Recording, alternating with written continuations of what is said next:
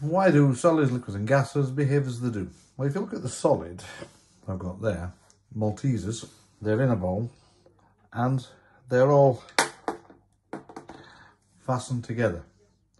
Here a couple fell off, I'll eat them. Now the idea is that the particles in a solid are held tight. They're held by bonding. They still vibrate just a little bit, but they're held by bonding between each particle. We come to the liquid, and they're still vibrating just a little bit, but they're not held. So as you can see here, they'll roll over the top of each other, which means that we can pour them, and that is why liquids flow. The particles will roll over the top, they're not actually held. If we then come to the particles in a gas, these have a lot more energy, and rather than rolling around, they're flying around. They're not near each other. Take some of those out so I can see it a bit better. There's plenty of space between them. A lot more active. That's how you get the properties between solids, liquids and gases. If we were to draw this, we would have solids, whereby the particles are very close together, with no space for them to move, i.e. can't be compressed, fixed volume, all the stuff we looked at in the last one. We'd have liquids. Thank you for my fantastic drawings. Whereby particles are still close together, but they're not held. So they can roll around on each other. They still vibrate, but the particles can move. That's what gives you flowing. That's what gives you the ability to take up the bottom of a container. If we've got gases,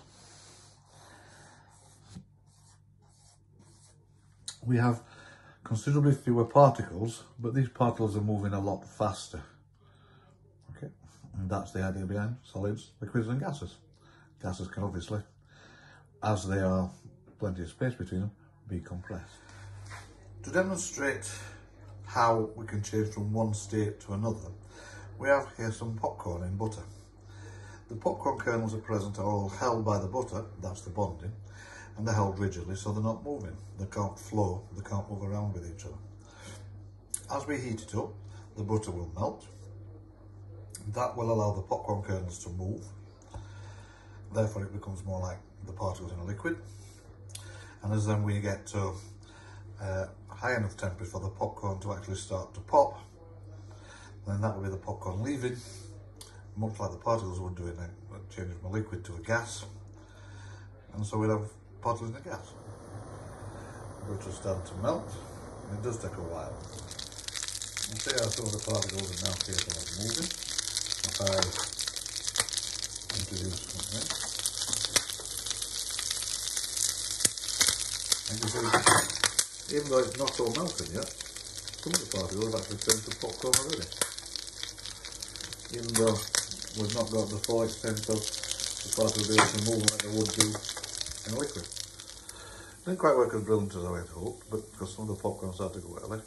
But as you can see there, the popcorn now, that's not actually popped, behaving much more like a liquid.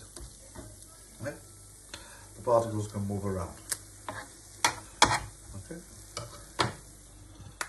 One thing to understand from this is that when the particles change from being liquid into air, into gas, they are still the same particles. They're still the same size. They don't get bigger as you've got with the popcorn. Having seen the start of this video with the popcorn, you should be able to work out what's happening with changing in state.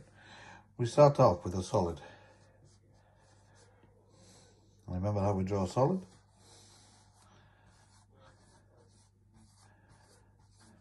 We're going to turn that into a liquid.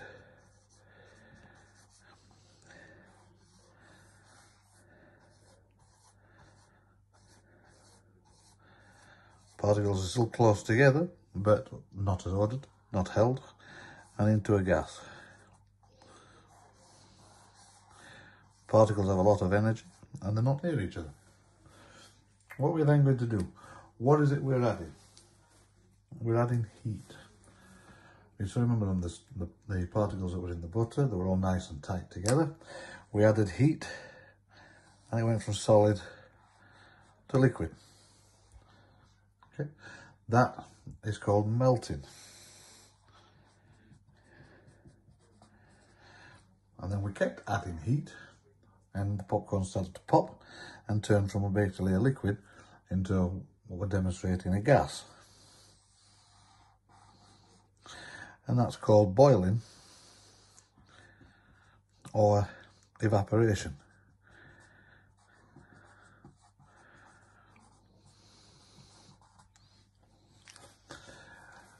Obviously, not easily possible with popcorn, but we can work it the other way as well. If we take a gas and cool it, removing heat, we turn it from being a gas into a liquid, and that's called condensation. And again, if we continue to remove the heat from it, we turn it from a liquid back into a solid, and that's called freezing.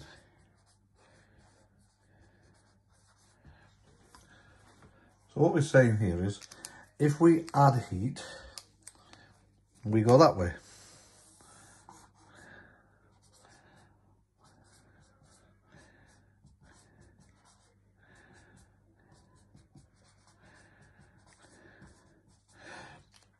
And if we remove heat, we go that way.